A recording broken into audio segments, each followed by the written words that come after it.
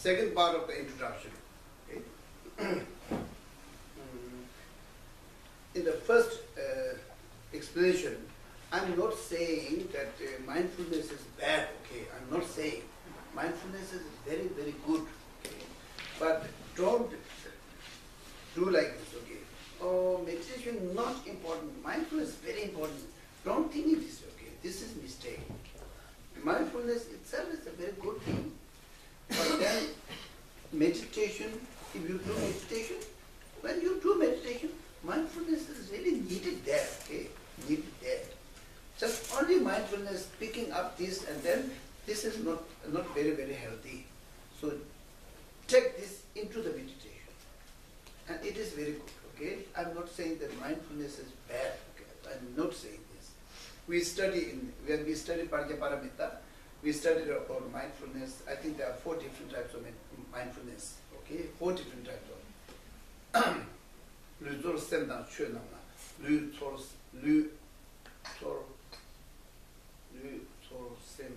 yeah, 4 different types of mindfulness. And then I really clearly remember that I was debating when I was in Ganden Changze Monastery in 1981, and I was debating on this topic. And so we study, but this is to support meditation. To support meditation, okay? It alone is not enough. This way. And then now I just explained. This is just normal sort of explanation I do.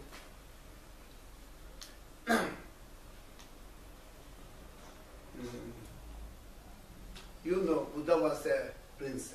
Okay, prince. Buddha was a prince. Okay, he was born.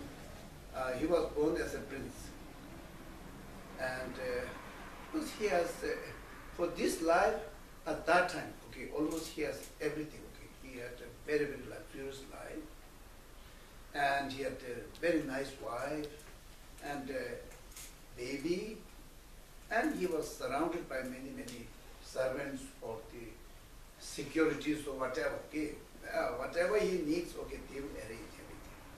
He was very, very happy. Okay, if we see from our sort of angle, oh, to become a prince and having all the, and then his parents. Okay, his parents also had a very big, very, very big wish that he will succeed the king.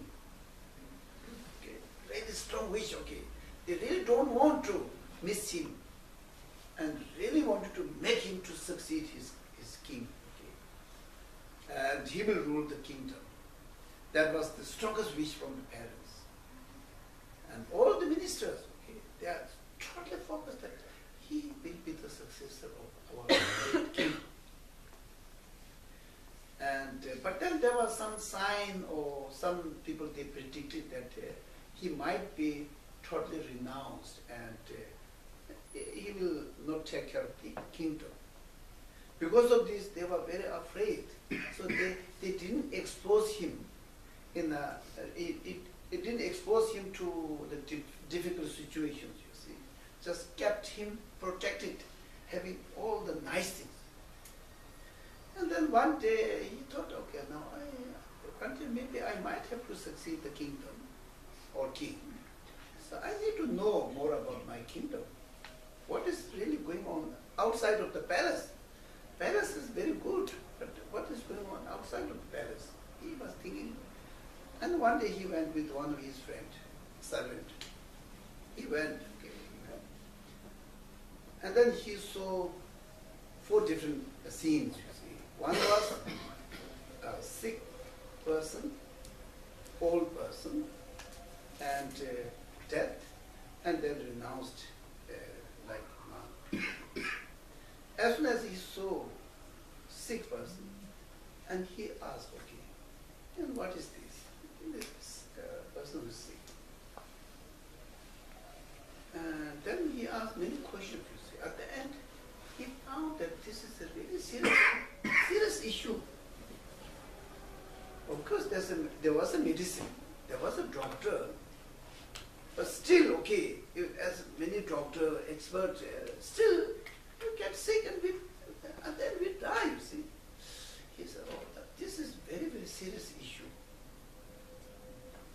even someone is king, of course, if they really love their subject, but this is one of the issues that we have to really take care. So this is really serious. Why we get sick? Of course, there are some really superficial or easy answers also. But then when you really go deep down, even we eat a very, very healthy food and drink all the healthy things and do all the exercise and everything, and still we get sick, you see. Why?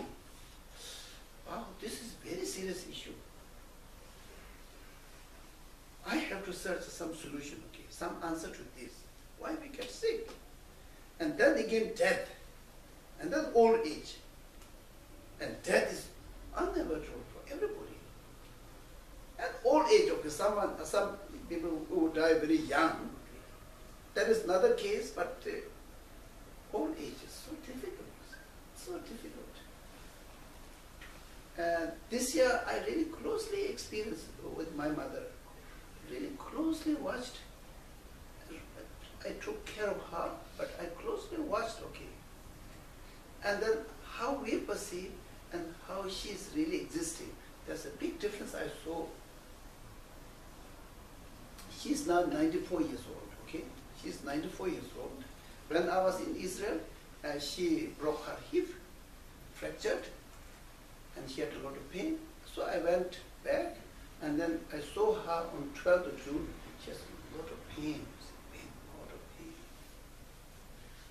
And then in my mind, okay, if we just take her to the hospital and do operation and then some physiotherapy, and I thought that she will be same as before. But then it is not possible because of her age, you see. Of course, she had a very good operation, and she was recovered, and she had also a very good physiotherapist. But still, because of her old age, we thought that she will go like before. But it is not possible because old age is so cruel that it comes slowly, day by day, month by month, year by year. It comes slowly, so cruel, you see. And there's no remedy. There's no remedy, you see. How can we cure this? How can we be free from this? It's so cruel. And then how we see and how it changes taking place is completely different, you see. And then I started thinking, okay, we took really good care. She really deserved really good care, love, care, everything. She really deserved. And we did our best, okay, our best. But our expectations were much higher than the reality. And then it makes pain, you see, pain. Oh, how can I make another eating same as before, walking same as before, sleeping same as, talking same as before, thinking same as before? It's impossible. Reality, it's impossible. So therefore, like old age, and then Prince Datta thought that this is a really, really serious question. Why it is happening like this? Is there any remedy? Is there any solution? I have to find the solution. I have to find out why it is happening like this. Death, okay? Death is definite. When it will come, we don't know.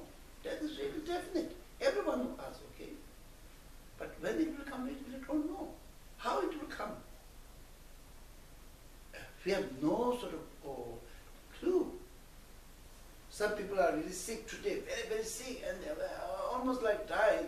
But some people today very fine, but this fine person might go before these old people, you see. There's no timetable. It's so, and then Prince Siddhartha thought that this is the area where I have to work very hard to get a solution, to find a solution, to find an answer, okay? I really have to work very hard. And this is not only my father or mother, this is for everybody. This is for everybody. And this is the biggest problem, biggest suffering. Very serious, okay? It covers all sentient beings. So now this is very important to just kingdom to rule to look after the kingdom is just small piece of the if we see from the perspective of the whole world, a small kingdom was not that big. If they are able to solve this problem, to be a king and protect this is nothing, okay. When it comes to like sick, old age, death, everything, and like nothing. This is not important. He thought, okay, now I have to search where it is coming from, why it is happening like this. I have to search. Okay. I have to search the solution. How I can make this free, okay?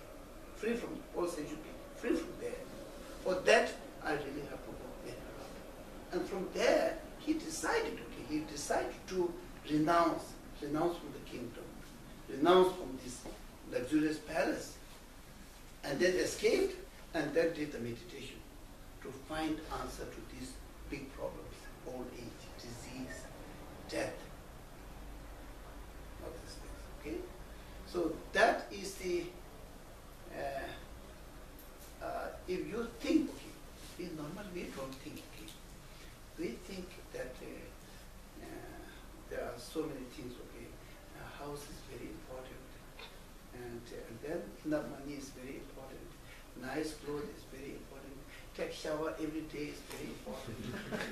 Our importance are this, okay, like this, okay, and get a good education to my children, and then what more? Eat healthy food, and one of my friends is every day walking 10 kilometers every day, and I'm always asking, why you are doing this? Just to tease, okay? I know the answer. What is the answer? I say, you really don't want to die, isn't it? Yeah. You see, actually, isn't it? Yes, isn't it? Okay, of course he has to say yes, okay? And will it really help not to die? I don't know. Maybe she will die when she's like 60, see? And then some people who doesn't do this can stay like 90 years. You see, my mother never did like this, you see. She's 94. And those people are doing a lot of exercise, okay? Like this. Suddenly they die quite soon. Okay, so therefore we are paying importance to these things, you see. These things, very important. Very important. Eat healthy bread, okay. Oh, very important. Eat really healthy water. Drink healthy water. Very important. Okay, get education. Very, very important. And to solve that, to solve this problem, what Buddha thought was very serious. We are almost forget, okay? If we talk, oh yes, but no, don't talk more. This is very sad. Don't talk more. Just be happy. Like this. So because of this, the Buddha's teaching, okay, is supposed to solve these problems, okay? These problems. And then how? Giving some injections or some tablets, or how? Okay? And washing the body, or what? How? Okay? There are many, many things. He himself said, he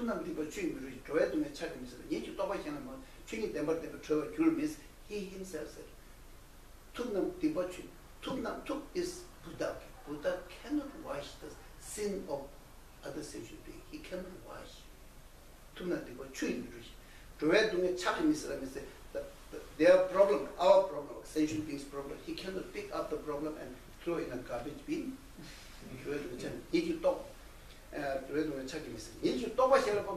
Whatever Buddha achieved, okay, inner peace, achievement, he cannot transfer this. Even he has a lot of compassion, wisdom, so he cannot transfer this to the other sentient being. Then someone asked, then how can you help us? How can you help us? And he said, whatever I practice, I taught this to you, and you practice in the same way as I practiced, and you will be free from suffering. And that is truth, he says. This is true, I'm not telling lie. I tried to find the solution, and I found, I practiced for many years. I practiced, and I found this is really true. So if you really want to be free from death, free from old age, free from disease and everything, you just practice this, okay? This is the only gift I can give. There's nothing more I can give. Sometimes we are also believing that if Buddha is there, and he will pick up us and put it in the nirvana or something like that. It's not possible, you see. Reality is not this. Therefore, based on this, okay, he gave teaching, okay? The teaching is like Four Noble Truth or whatever, okay? He gave teaching. Saying that, okay, we have so many varieties of problems, suffering, and these sufferings are not coming by created by someone. It is not coming like this. So we all, okay, have earned something like say karma, okay, we say karma, due to some destructive emotion or some contaminated mind we earned, and because of this, and then we get old, sick, and disease and death.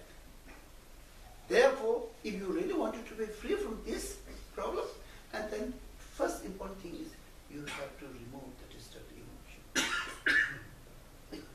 And there comes the meditation, isn't it? There comes the practice. Yeah. So the teaching started like this. He didn't say like, oh, I wanted to get a doctorate degree from Harvard University. Okay, he didn't do it this way. He just said, okay, this is problem, oh, this is serious problem. Every sentient being, so I really like to search a solution to this. Really, with a full heart, without compassion, just like, I really want to search a solution. And this solution is taught in this teaching. There's nothing more. This is the teaching which, if we practice, then it will resolve the problem. If you don't practice, or reading is not enough, or listening is not enough.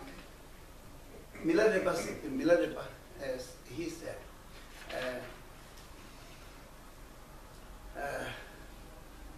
just looking to the food is not enough.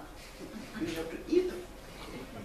In the same way, listening teaching is not enough. You have to practice. This is his says. Okay, he is saying that watching to the food is not enough. You have to eat the food.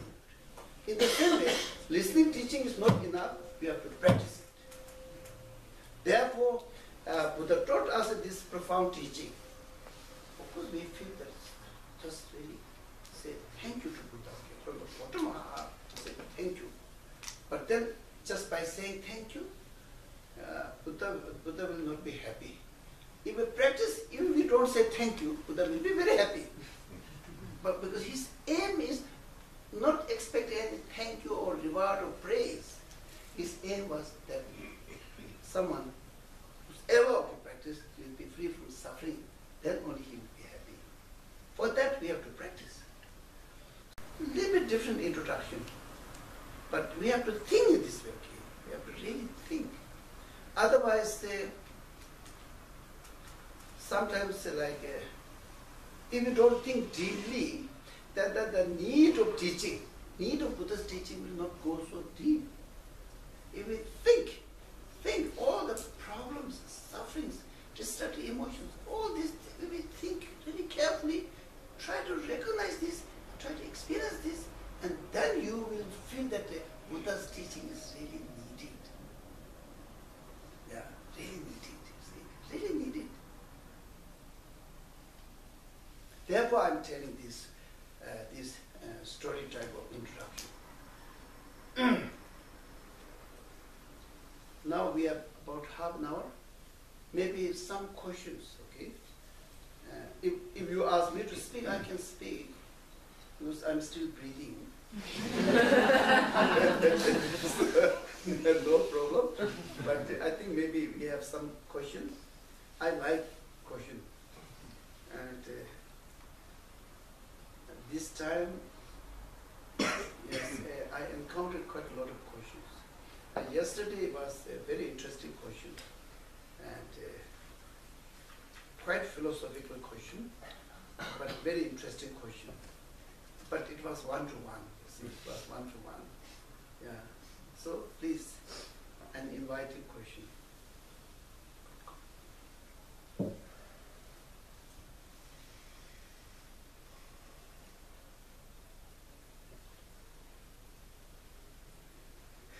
This time I was explaining about blessing. Blessing. I went to a very remote village in Nepal.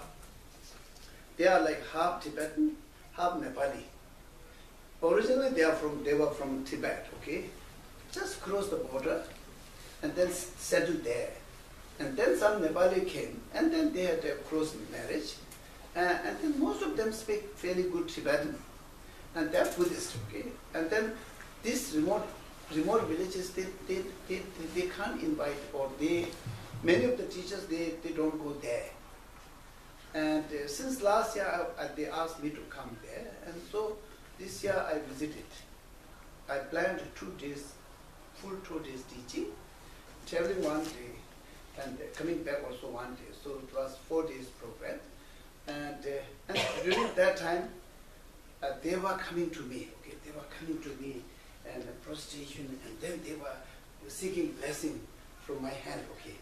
And then I was, oh, now I think I have to explain about the blessing. Otherwise they will do, again, if I go next year, they will do. I told them that, okay, don't come to get blessing from my hand, okay? Because this hand is contaminated. You will catch cold, you will catch cold. Don't come to me. And this is not blessing, I told. Yeah, I'm just like you, there's no blessing. And next day I explained about the blessing. Blessing. And what do you think about blessing? Maybe some of you might be thinking that, okay, blessing is very important. And then they really don't know about blessing, they really don't know about the faith. In Tibetan we say Thepa. Okay, Thepa, faith. They really don't know. They are Buddhists, you see. Buddhist without knowing faith is almost not existing. But there is existence. Interesting, very interesting. They were really listening. They were very straight. They are villager, you see. They don't know so much sort of politics like this. Just ask this question, okay, like this. If this is that, why this is this? Like almost like they are fighting to me. Very innocent, you see. So I don't know. Yeah. You ask question.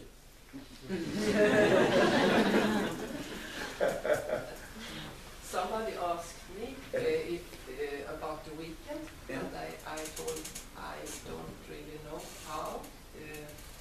The topic we know, but somebody asked about if there will be meditation. Yeah. So maybe some words about what the weekend. Meditation. No, this person asked if there will be meditation. I don't know how Geshe will teach us. Yeah. Now this is a very good issue. So I always say, when I'm here, don't meditate. When I'm here, learn how to meditate. When you go back, then you meditate.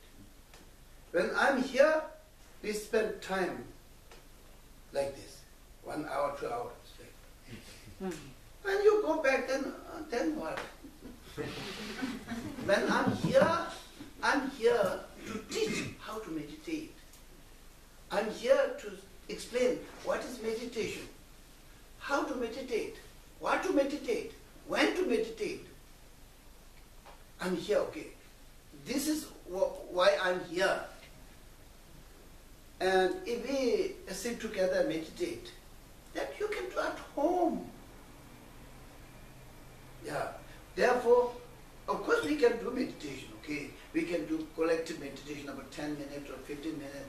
That is no problem for me. For me, this is better. But I really wanted to work hard so that you will make no mistake in future. to do meditation.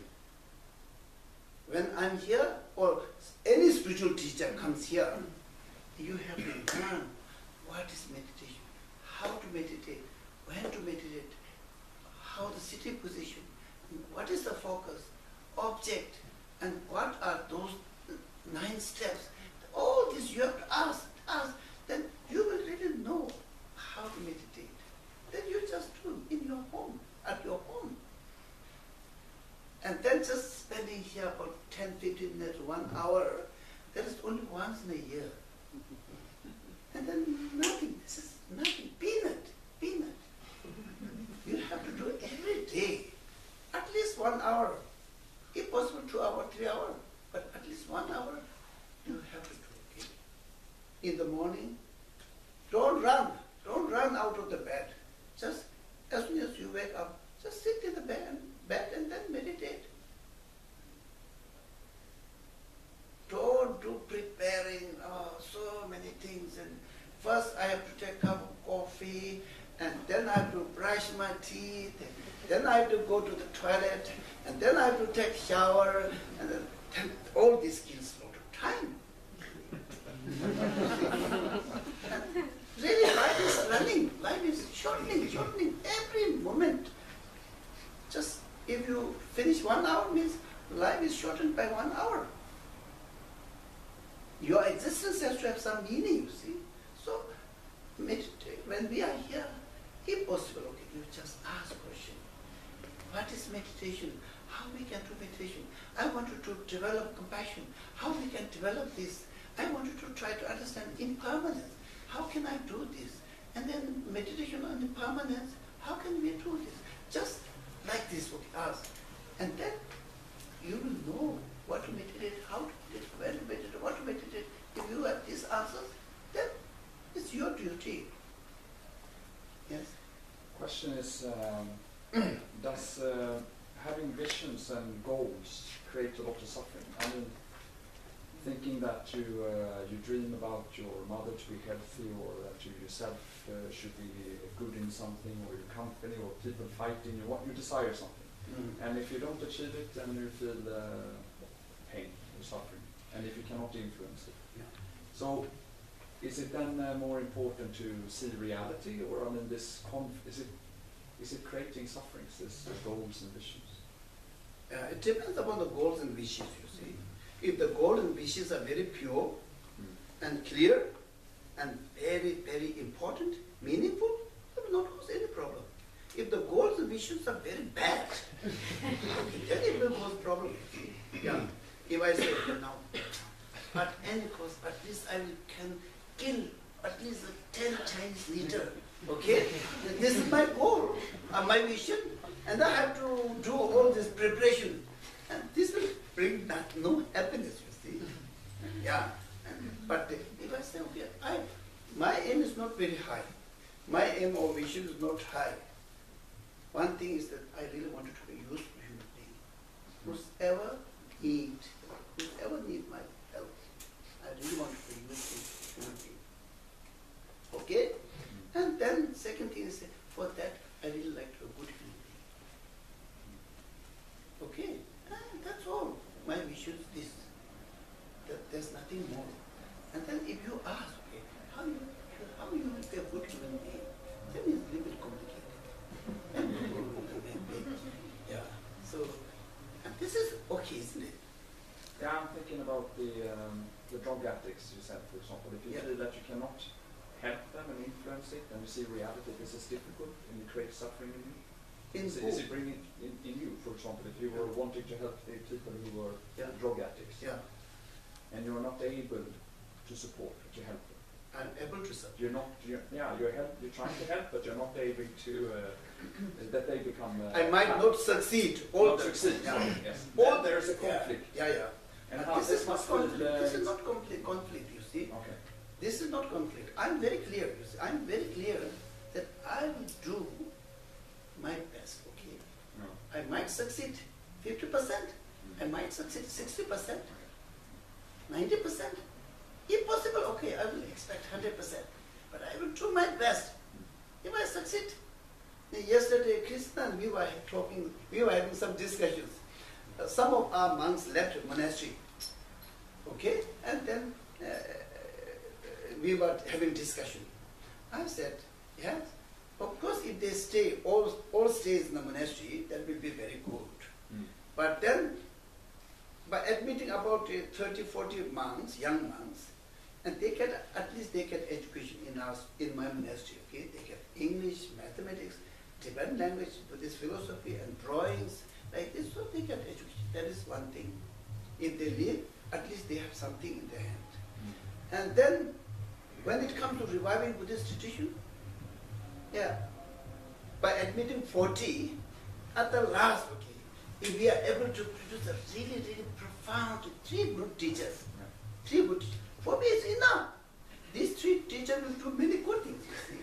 And then at the last one, that is enough, you see. So I should not be expecting in a very unrealistic things. I have to be practical and realistic. Yeah. So in this way,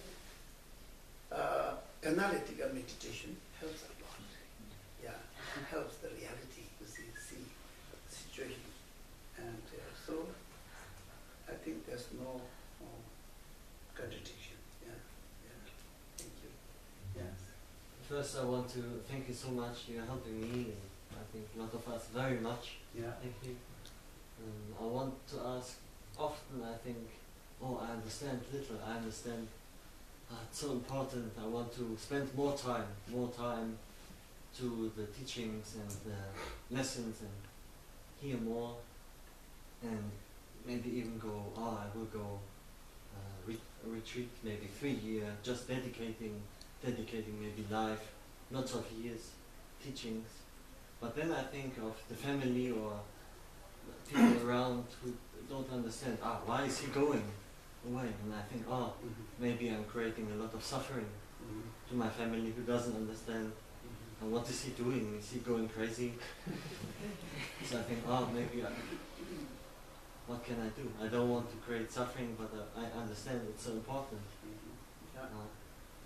I think I have few questions with the answers with the example. And first, I will tell you how I encountered. Okay, in Belgium, my very good friend or my family, my Belgian family, and they did a lot of things with me to support and everything. And then also my family also really was helped by them a lot. So,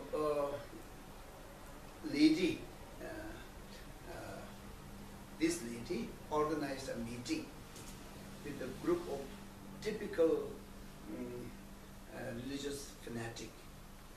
Nine were there.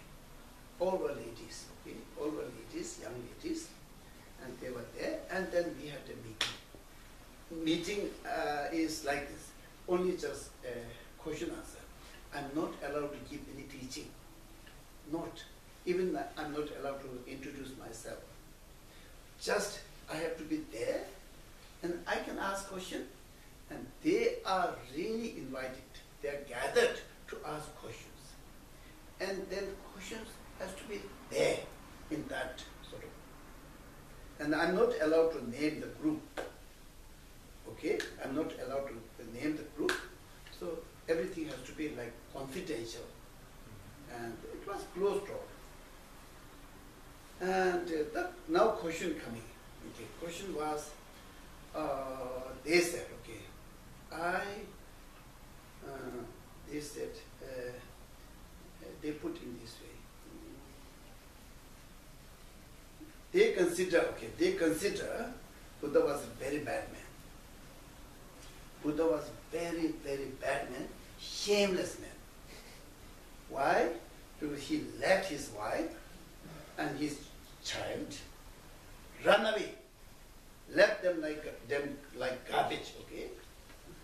And how can you perceive him as a Buddha and you are teaching?